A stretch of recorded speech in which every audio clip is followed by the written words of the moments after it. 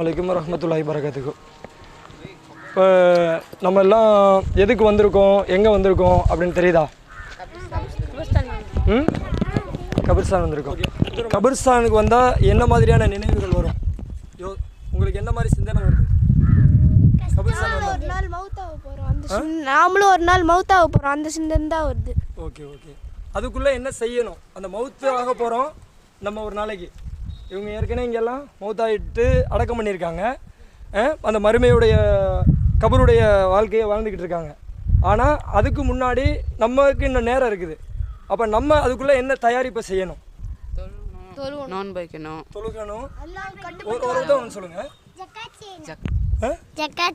சரி, ஓகே. வேற என்னென்ன விஷயங்கள்லாம் செய்யணும்? நன்மைகள் செய்யணும். மாஷா அல்லாஹ். உங்களுக்கு நம்பி தொழுகணும். ஆமாம், தொழுகை தான் ரொம்ப பிரதானமாக எல்லாரும் சொல்லியிருக்கீங்க. தொழுகணும். இந்த தொழுகை தான் இது தீன் அல்லாஹ் சொல்கிறத நல்லா மார்க்கத்தை நம்ம வந்து நடைமுறைப்படுத்தணும். சரி, ஓகே. சொல்ல நீங்கள் என்ன சொல்கிறீங்க அப்படின்னா தொழுகணும் அப்படின்றத ரொம்ப பிரதானமாக வச்சுருக்கீங்க. நன்மைகள்லாம் செய்யணும் அப்படின்றத நீங்கள் ரொம்ப பிரதானமாக வச்சுருக்கீங்க. ஓகே, மாஷா அல்லாஹ். இப்போ நம்ம இந்த கபருடைய இந்த மாதிரியான இடங்களுக்கு வந்தால் நமக்கு என்ன சிந்தனை, என்ன ஓட்டங்கள் ஓடணும்னா, நம்முடைய சிந்தனைகளை பொறுத்தளவு இந்த உலகம் என்பது நமக்கு நிரந்தரம் கிடையாது, அற்பமானது. இப்போ இங்கே பார்த்தீங்கன்னா நம்ம தாத்தா பாட்டி சொந்தக்காரங்க எவ்வளோ பேர் இங்கே வந்து அடக்கம் பண்ணியிருப்பாங்க. இந்த இடத்துல எவ்வளோ பேர் அடக்கம் பண்ணியிருப்பாங்க. அப்படி அடக்கம் பண்ணியிருக்கக்கூடிய இந்த இடத்துல நாமளும் இங்கே வரப்போகிறோம், நம்மளுடைய அத்தாமாலும் இங்கே தான் வரப்போகிறாங்க. ஆனால் அதுக்குள்ளே நம்ம என்ன தயாரிப்பு செய்யணும் அப்படின்னா, மார்க்க விஷயங்களை நபிகள் நாயகம் ஸல்லல்லாஹு அலைஹி வஸல்லம் எப்படி வாழ்ந்து மரணிச்சாங்களோ அதை என்னுடைய வாழ்வியல், அதாவது நம்முடைய வாழ்க்கையில் நடைமுறைப்படுத்தணும். அப்படி நீங்கள் படுத்தினாதான் இந்த கபருடைய வாழ்க்கையை எப்படி இருக்குன்னா ஒரு பிரகாசமானதாக இருக்கும். கபருடைய வாழ்க்கை எப்படி இருக்கும்? பிரகாசமானதாக இருக்கும். இந்த கபரை பற்றி சொல்லும் பொழுது அல்லாஹ்வுடைய தூதர் சொன்னதாக தோழர்கள் சொல்கிறாங்க. என்ன சொல்கிறாங்கன்னா, ரொம்ப தேம்பி அழுகுறாங்க. கபரை பார்த்து கண்ணீர் மல்க தேம்பி அழுகுறாங்க. அப்போ தோழர்கள்லாம் கேட்குறாங்க, ஏன் இப்படி தேம்பி அழுகுறீங்க? உமர் அலியை பார்த்து கேட்குறாங்க. உமர் அலி அல்லாஹ் பார்த்து கேட்குறாங்க, ஏன் இப்படி தேம்பி அழுகுறீங்க அப்படின்னு கேட்குறது. அவங்க சொல்கிறாங்க, இந்த கபருடைய வாழ்க்கை இருக்குல்ல, இதுதான் என்னை நரகத்துக்கு போகக்கூடியதா சொர்க்கத்துக்கு போகக்கூடியதா என்பதை தீர்மானிக்குதுன்னு சொல்லி ரசூலுல்லாஹ் சொன்னாங்க. அதனால் என்னுடைய வாழ்க்கை இங்கே எப்படி இருக்குன்னு தெரியல, அதனால் என்னுடைய கண்கள்லேருந்து கண்ணீர் வருதுன்னு சொன்னாங்க. புரியுதா? அப்போ இங்கே தான் நமக்கு தீர்மானிக்கக்கூடிய முதல் இடம் சொர்க்கமா நரகமானு தீர்மானிக்கக்கூடிய இடம். புரிஞ்சுக்குங்க. அப்போ அதுக்கு நாம் தொழுகணும். அதுக்கு நம்மளுடைய வாழ்க்கையில் பொய் சொல்லக்கூடாது, திருடக்கூடாது, மார்க்கம் சொல்லுகிற அடிப்படையில் வாழணும், மனிதனாக வாழணும். அது மட்டும் இல்லாமல் நம்முடைய அதிகமான அமல்களை செய்யணும். என்ன பண்ணணும்? அமல்களை அதிகமாக செய்யணும். இந்த அமல்களை அதிகமாக செஞ்சால், குர்ஆனை நல்லா ஓதுனா, இந்த குர்ஆன் நாளை மறுமையில் இந்த மன்னரையில் நமக்கு ஒரு சேஃப்டியானதாக நமக்கு எப்படி பண்ணும்? குர்ஆன் நமக்கு துணையானதாக வந்து இங்கே இருக்கும். ரசூலுல்லாஹ் சொல்கிறாங்க, இந்த மன்னரையில் அடக்கம் பண்ணிவிட்டு செருப்பு சத்த தூரம் அப்படி நடந்து போகிறாங்கல்ல, அடக்கம் பண்ணிவிட்டு இப்படி தூரம் போகிறாங்கல்ல, அப்படி போகிற அந்த தூரத்தில் ரசூலுல்லாஹ் சொல்கிறாங்க, இந்த மன்னரையில் அடக்கம் பண்ணிவிட்டு அப்படி போகிற தூரத்தில் 2 மலக்குமார்கள் இங்கே இறங்கப்படுவான்னு சொல்கிறாங்க. 2 மலக்குமார்கள் நம்ம கண்ணுக்கு தெரியாது, இறங்கப்படுன்னு சொல்கிறாங்க. அந்த 2 மலக்குமார்கள் இந்த மண்ணுக்குள்ளே, இந்த கபருக்குள்ளே இறங்கின போது கேட்பாங்க, மன் ரப்புக்க மா தீனுக்க ஓ மா நபியுக்க, உன்னுடைய இறைவன் யார், உன்னுடைய தூதர் யார், உன்னுடைய மார்க்கம் என்ன அப்படின்னு கேட்பாங்க.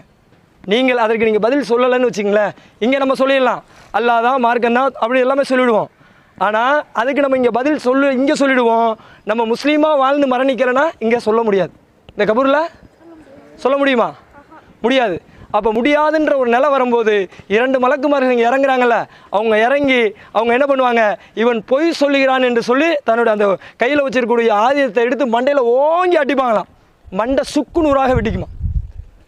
அந்த சுக்குநூறாக வெடிக்கும் போது என்ன சொல்கிறாங்க, இங்கே இருக்கக்கூடிய எல்லா பிராணிகளும், நாய்கள் கழுதைகள் இதெல்லாம் கேட்கும். ஆனால் என்ன பண்ணுவாங்களா, நமக்கு கேட்காது, மனிதர்களுக்கு கேட்காது. யோசிச்சு பாருங்க. அப்போ இது யாருக்கான நிலைமை? இது யாருக்கான நிலைமை? அதாவது முஸ்லீமாக வாழாமல் மரணித்தா அவங்களுக்கான நிலைமை, முஸ்லீமாக வாழ்ந்து மரணித்தா அவங்களுக்கு இலகுவான பதிலை சொல்லிடுவாங்க.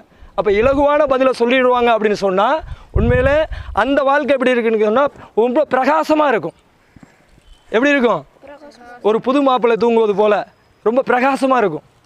அப்போ இந்த பிரகாசமான வாழ்க்கை அதே மாதிரி உள்ள பார்த்தீங்கன்னா நமக்கு சொர்க்கத்துடைய ஜுவாலத்தை திறந்து விடப்படும், புது மாப்பிள்ளை போல் உடை அணிஞ்சிருப்போம் அப்படின்லாம் சொல்லப்படுது.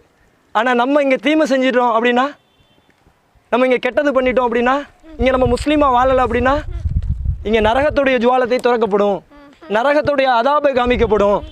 யோசிச்சு பார்க்கணும். அப்போ நாம் போன வருஷம் இங்கே வந்தோம், வந்தோமா?